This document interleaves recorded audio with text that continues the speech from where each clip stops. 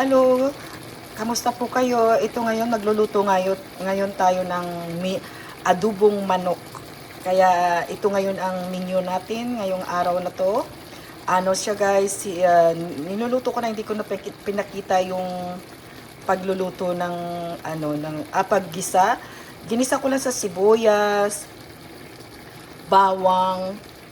Hindi ko na siya ginisa, diretso ko na, hinalo ko na lahat siya.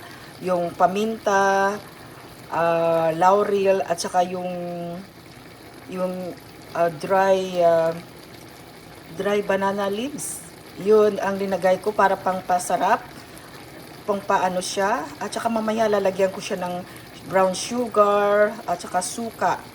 Kaya mamaya ilalagyan ko yan siya guys para maging lalo siyang masarap. Kaya ngayon, pinapalambot ko pa lang siya para pag mamaya pag nalagay ko na yung suka, ready na siya sa maghalo-halo na yan sila ng suka para maging masarap lalo siya guys.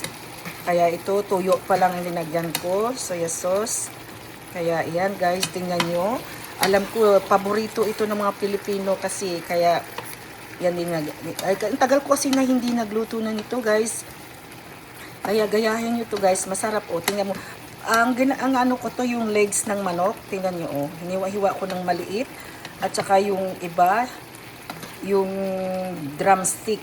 Kaya tingnan yung hiwa, iba ang pagkaano niya. Kaya kasi minsan yan lang mayroon ako eh.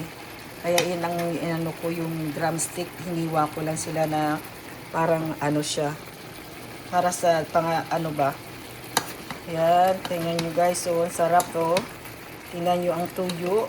Siyempre, may sibuyas yan at saka bawang, at saka black pepper. Mamaya isulat ko ito sa caption. Okay guys?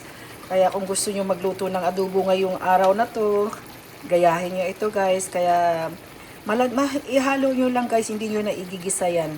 Kaya, para hindi naman tayo maraming mantika sa niluluto natin kasi yung tawag dito yung chicken may taba na rin yan, kaya hindi na natin ginisa.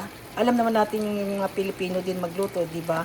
Hindi na nila ginigisa yan, na halo na lang nila sa mga ingredients nila. Kaya ito, tikman natin ito mamaya para napakita ko lang sa inyo kung paanong lulutuin, palambutin ba. Kaya ang recipes nito mamaya guys, isusulat ko dito sa caption. Okay guys, salamat sa panood, salamat sa suporta. Please like my video and you are all updated. Thank you, have a blessed day, bye.